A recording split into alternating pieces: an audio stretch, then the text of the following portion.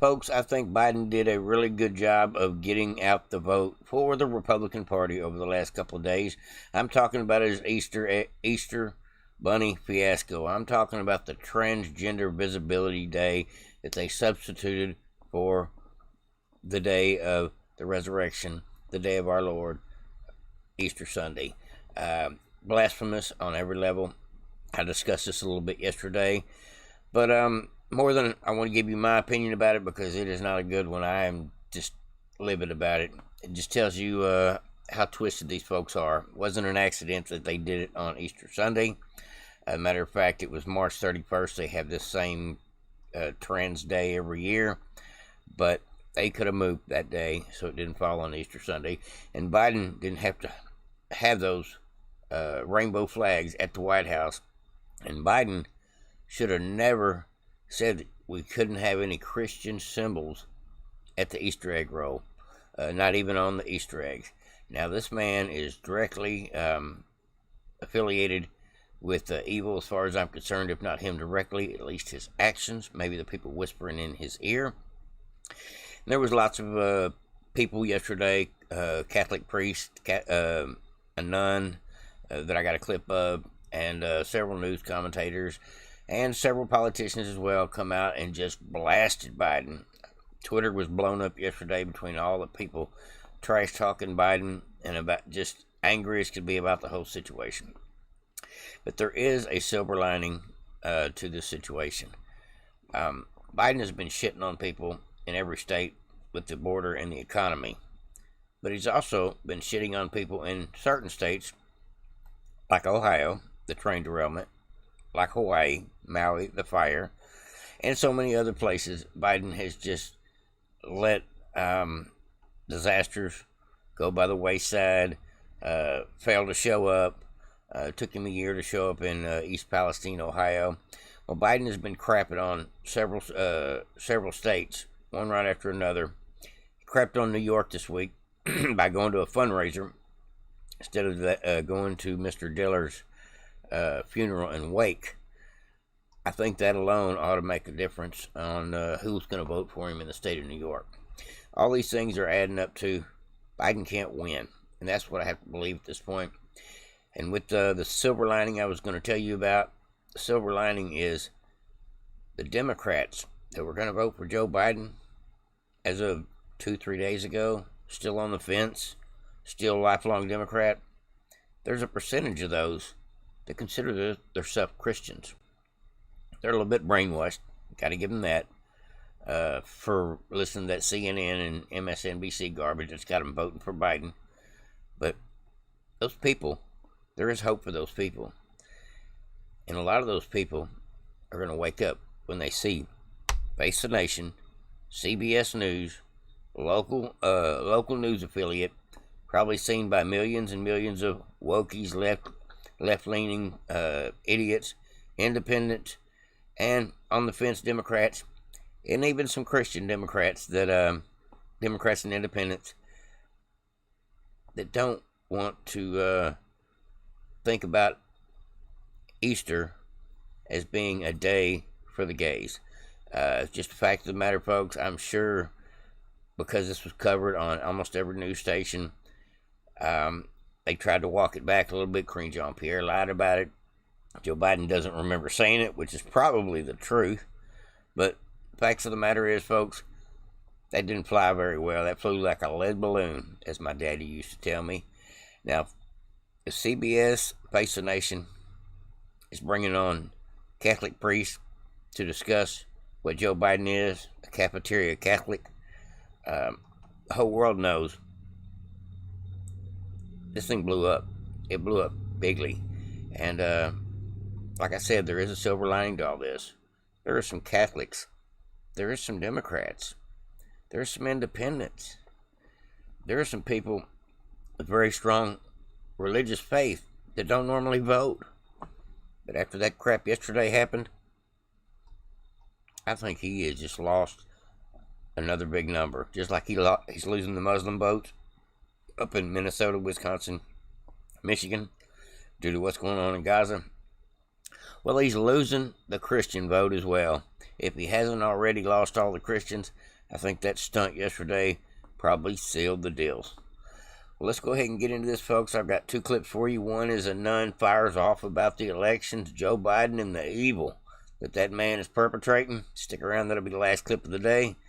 But first, we've got Face the Nation, just telling it like it is. Do you get a sense that his regular attendance and adherence to the faith resonates with American Catholics? I would say that he's very sincere about his faith. But like a number of Catholics, he picks and chooses dimensions of the faith to highlight while ignoring or even contradicting other parts. There is a phrase that we have used in the past, a cafeteria Catholic. You choose that which is attractive and dismiss that which is challenging. Or, as Thomas Aquinas would say, you allow your conscience to guide you. Is there something on the menu he's not ordering, in your view? Well, so to speak? I would say there are things, especially in terms of the life issues, there are things that he chooses to ignore, or he uses the current situation as a political pawn. Could be talking about abortion. He could also be talking about the mutilation of children and this push to mutilate and confuse the young people. Could be several things, but definitely Biden does not have a problem with MURDER, especially when it comes to supporting Planned Parenthood. It supports the Democratic Party. Go figure. One of their biggest donors. Rather than saying, look, my church believes this. Great little clip here for you folks. This lady's right. We are fighting a spiritual war. This nun tells it like it is. We are fighting a spiritual war at this moment in this country. This isn't about Republicans and Democrats. This is about good versus evil.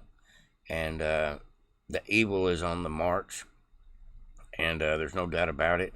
The evil is not even hiding their wicked ways at this point. It does say in the Bible, I don't know exactly where, but it does say this, I believe it's in Revelation.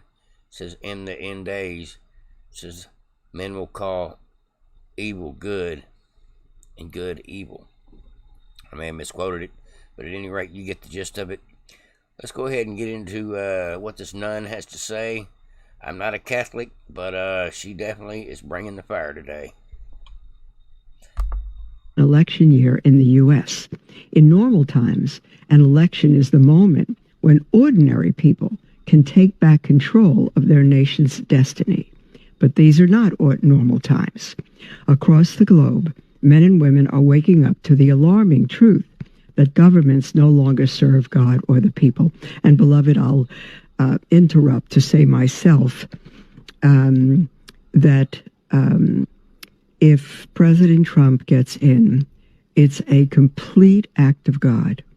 If Biden is not reelected, it is a complete act of God, because every scheme and every evil is out there that he would continue to be our president, as inept and evil as he is. At least done evil things. Those that surround him and advise him and even direct him, the devil is wise, and I would not put it past them to do anything. I know that recently someone has made a motion that no one should be able to vote who cannot prove U.S. citizenship. I totally agree with that, but there are those in the Democratic Party who do not. So we are up against not just an election, but an absolute war for good against good and God. If Biden is not reelected, it is a complete act of God, because... Tell me what you think about that, folks. if Biden is not reelected, it's a complete act of God, because the evil is scheming, they're plotting, they're using lawfare. They tried to kick Trump off the ballot. They're using the mainstream media to smear Trump with bullshit and lies.